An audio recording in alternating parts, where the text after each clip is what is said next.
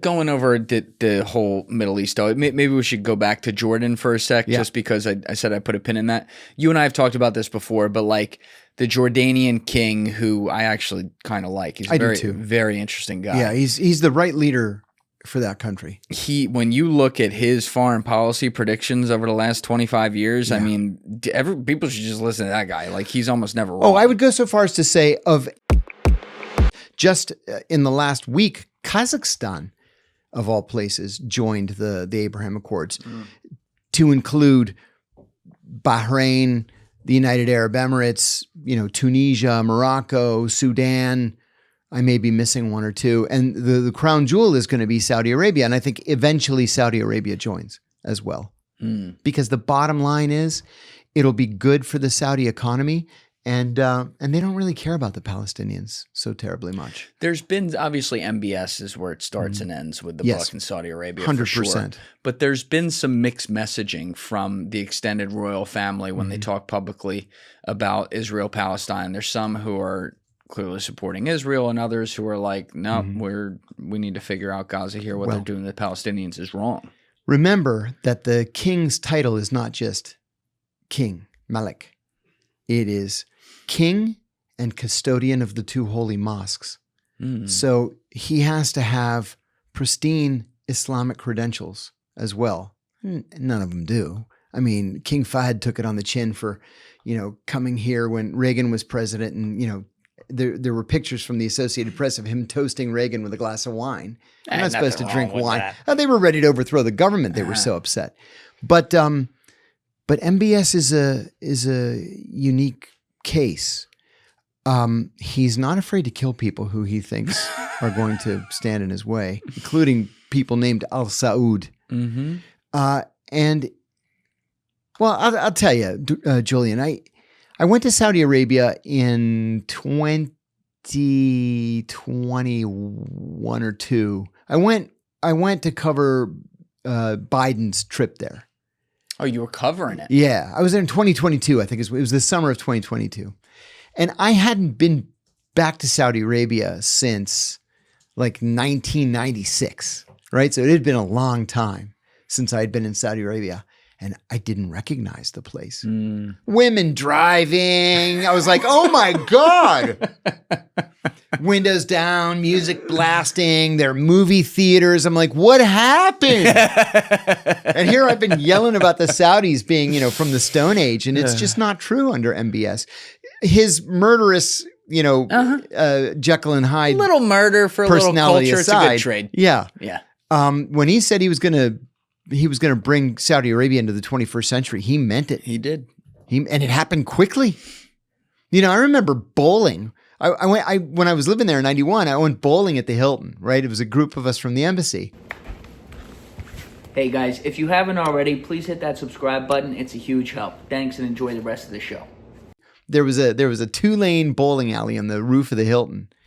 And they had to put a big curtain in between us. It was a curtain that was hanging from the ceiling. So the men bowled on one side and the women bowled on the other side, and we could hear each other, but we were forbidden from seeing each other. Like your own women. Yeah, from the embassy. Because, if men and women bowl together, the next thing you know, they're going to be having sex in the bowling lane. Wouldn't want that. Of course. Wouldn't want that. So I say, hey, look, they're moving up to the modern day. Yeah, now it's like, they're blasting Tupac from the car, and women driving, they're hanging out of the window. Woo! It's like, I remember standing at the window of my hotel like I was in the Twilight Zone. So they get to relive the 90s too while they're getting their pop culture? Seriously. Good time to be alive.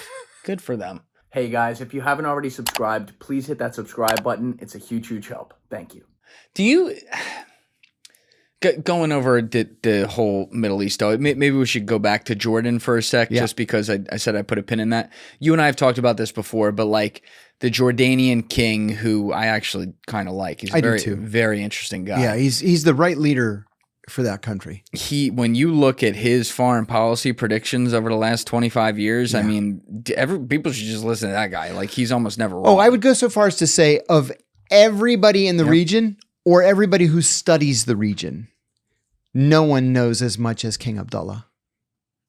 I think you have a good argument there. I mean, it's a guy who never wanted the job. Mm-hmm. He's been Western educated as well. He's never expected to get the job. Never expected to get it. His dad was dying and said, it's going to be you, not the other son. He was like, what? No, it was the king's brother that was the crown prince. And I thought he was getting skipped over and it was going to be the oldest son that was going to get it. And then he said, no, I'm going to give it to the second son. No, he's the oldest. He is? Yeah. Okay. Yeah, the brother got a little too big for his britches. King Hussein had cancer, and his death was a slow one, and he was universally loved. My wife cried when he died. We were stationed in Athens at the time. I was second wife? My first wife. First wife. Yeah. He was universally loved.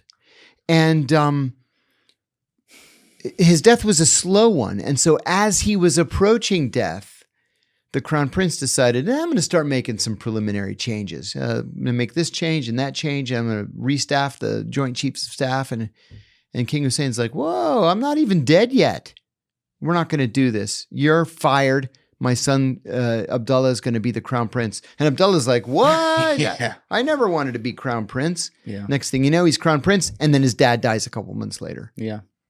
Now, I've talked about this before with you, but he was asked at some conference in the weeks after October 7th, 2023.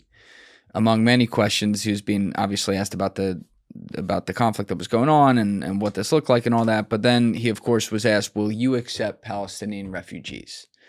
And he said, I'm glad you asked that question, and I will not. Not because I don't want them, not because I don't like them. My wife is Palestinian. That's not the issue here. If I do accept them, though, I will give Israel exactly what they want.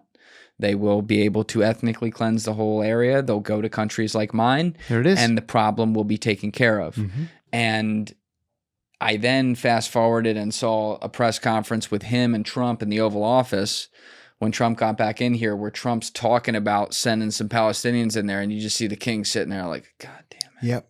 Not going to happen. It's just not. And, you know, if Donald Trump's idea to develop Gaza and make it better than Monte Carlo, which is what he said, go with God. The Palestinians could use the influx of cash.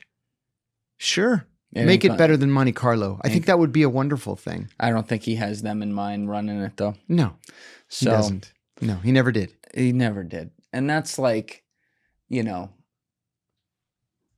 that's the thing. You talk about it as the obvious point that, like, you got to be able to give people a state. There has been so much hatred built up on both sides over all these years since, you know, Israel began to exist and all that, that the unfortunate reality to me is that if you were actually, as a world, going to commit to a two-state solution, you would need to accept the fact that you're going to have what's called the bloody generation, which means, all right, let's say tomorrow I put in a two-state solution. For the next 20 to 25 years, I'm going to have all the young blood of people who grew up hating each other, wanting to kill each other, and completely disagreeing with this solution. And every time there's some sort of attack from one side or the other, instead of being like, well, nope, can't do a two-state solution, war, someone attacked the other one, and that's it. You have to be able to say, no, we're going to keep the two-state solution, and it's not going to be war, which goes against every law of human nature. Somebody's going to have to guarantee it. They'll have to guarantee peace. How possible? Is that even remotely possible? It's possible, I suppose. I mean, pretty much anything can be negotiated if the two sides are serious enough about it. Well, let me give you an example of why I think what you said just now can be overcome.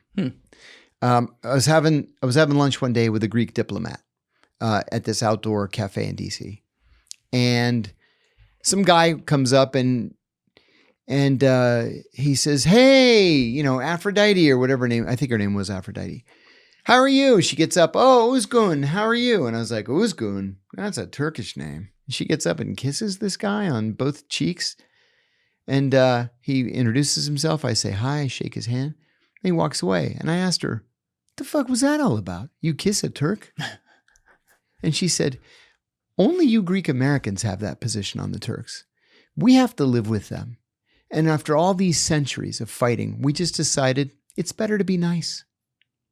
Interesting. And I've noticed that, I mean, leader to leader, sure, there are problems, right? Or intelligence service to intelligence service, even military to military sometimes.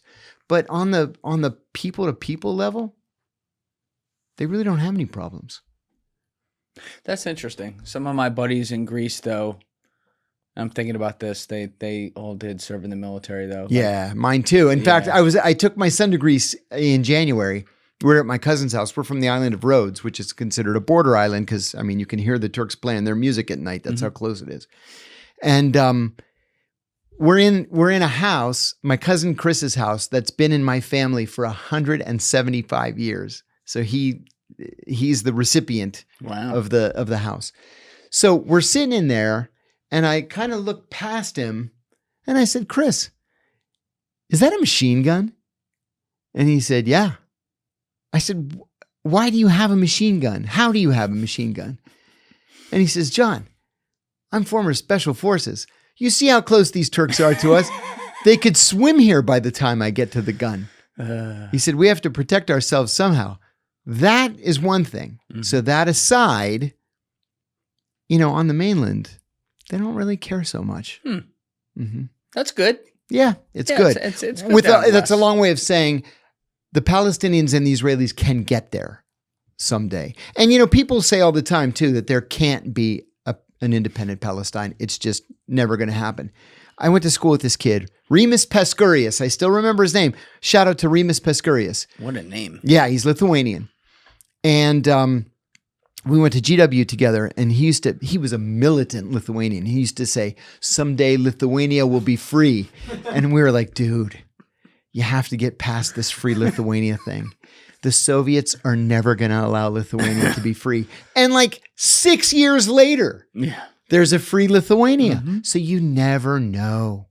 When an issue is ripe, there's nothing you can do to stop it. I like your optimism.